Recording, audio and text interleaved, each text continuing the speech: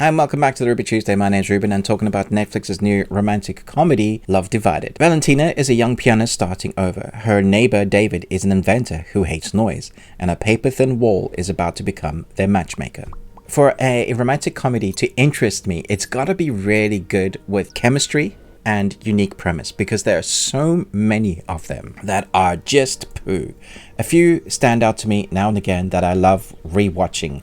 There's a few Christmas movies, romantic comedy Christmas movies like Love Hard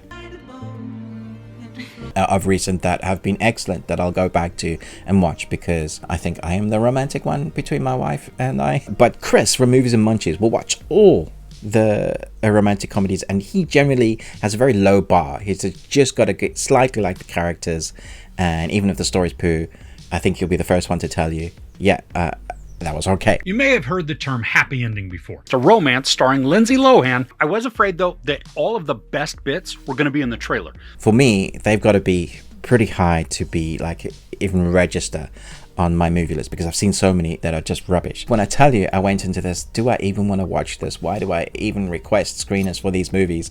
I went in thinking, okay, let's give it a chance. And I have to say, the premise itself I thought was really interesting.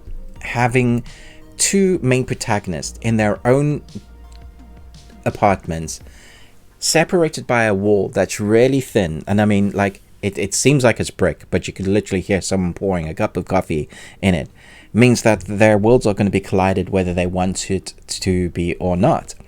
And the young inventor is a game maker, and he really makes a lot of weird noises and needs quiet while he's thinking and working on his board, and he has complex mind games. And then we have our pianist, whose background is interesting. She has a interesting background. I don't want to go into spoilers because that's part of the fun, but their relationship that forms, I love the idea of this, and they play against that trope at the beginning. I do feel like they rushed the trope into progress it into a more romantic sort of story and building too quickly. I think if we had more of the antics that they'd started off with, I think that would have been funny. They could have built that into more of the story. When it gets into the latter half, it becomes very generic and very predictable as to what's going to happen.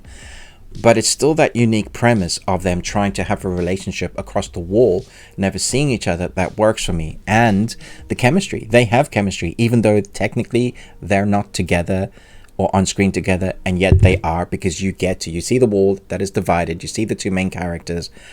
And I think they play it really well. It looks fine. Like, I wouldn't say the cinematography is particularly anything to write home about, but the editing and pacing of the movie moves along, doesn't outstay its welcome. It's not the best comedy I've ever seen, but it is a unique premise that I think was fun.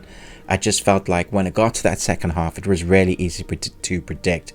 It is with most comedies. You kind of know the beats and the stories. I didn't mind that so much. I thought it was like, yeah, the chemistry is there between those characters. I am rooting for them to be together. There is going to be a thing that breaks them up, and then there's going to be a thing that connects them together again, and one of those characters is going to have to go and, like, you know, I'm going to put my pride down and be the one that goes forward and say, hey, I actually love you. Let's get together and have 2.1 kids. You know, that's sort of American, even though it's a non-American film. That's sort of like 2.1 family romantic, you know, tick the boxes. It's very generic in that way. But because of their chemistry, and because I know I keep like reiterating it, but it does hit those two story beats out of the park. It nails them. Chemistry, likable characters, you're rooting for them.